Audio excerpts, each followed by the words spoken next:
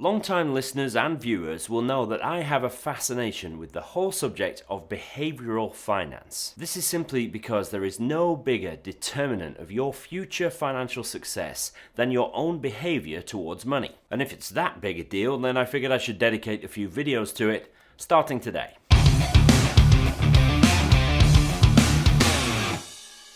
There are lots of different behavioural traits, often called biases, that we bring to bear whenever we make financial decisions. So I'm going to spend a few weeks dealing with these one at a time. That should keep each video fairly short, which is always good news, but we'll see. I have a tendency to overrun. And first, I want to deal with something called self-attribution bias. So let's put 5 minutes on the clock down here. Say a quick thank you to my friends at 7 Investment Management for continuing to sponsor the show.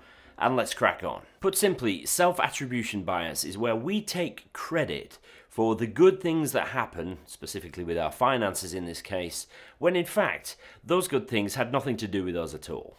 The Americans might call this the drinking your own Kool-Aid bias. Here in Britain, we'd more likely to just call it the up ourselves bias.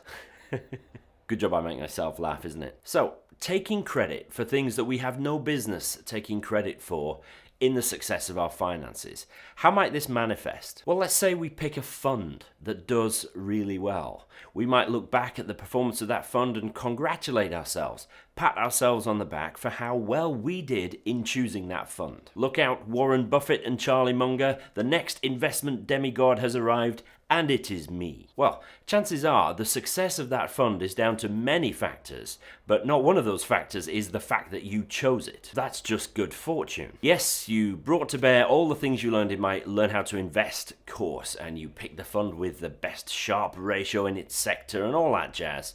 But you picked it based on past performance. You know, the fund could have tanked the day after you bought it.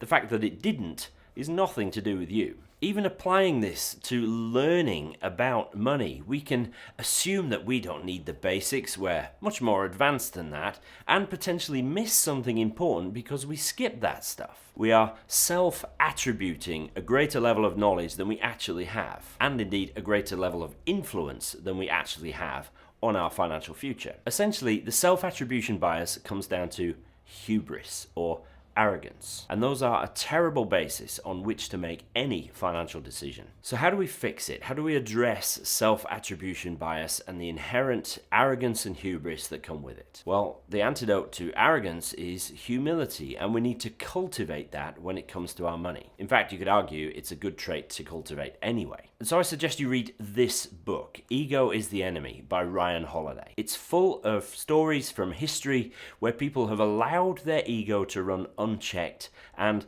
very often with catastrophic results. There are also stories of people who have successfully put a check on their ego with very positive results. I've committed to reading this book once a year for the rest of my life. It's that good. Let me read you a quote from the introduction. Here the author is quoting Richard Feynman. It says, "The first principle is that you must not fool yourself, and you are the easiest person to fool." I love that because it's true. We need to learn to be honest with ourselves and to accept honest input from others. People who won't just tell us what we want to hear. It's not easy to open ourselves up to that kind of internal or external criticism, but it's really advantageous. And we need to learn to speak to ourselves rather than listen to ourselves sometimes. You know what I mean? The internal voice can be very soothing and very seductive and tell you what you want to hear. And sometimes we need to just shut it up by talking over it. And we need to cultivate this skill by filling our minds with objective truth about how money works, how markets work, and how little impact we actually have on the whole deal. We need to understand and internalize that markets and investments fundamentally are unknowable, and that anybody who claims to have a system or a silver bullet for financial success is a charlatan. You don't want to be that guy, and neither do you want to listen to that person. But there's plenty of them around. They're all buying Facebook and Instagram ads to get in front of you. If you can internalize and understand these truths, these objective facts about markets and investments, you can get on with doing the stuff that actually does have an impact. Things like keeping costs to a minimum, staying in the market and not trying to time it, and knowing that declines are temporary but the advance is permanent. All these things are outside of us, and these are the things that we need to latch on to internalize, and build our financial framework upon. So you're not all that, and neither am I. And the sooner we understand that, the sooner we'll stop falling prey to self-attribution bias when it comes to our investing. On that very uplifting note, I hope you have a great weekend. Thanks for watching, and I'll see you in next week's 5 Minute Friday.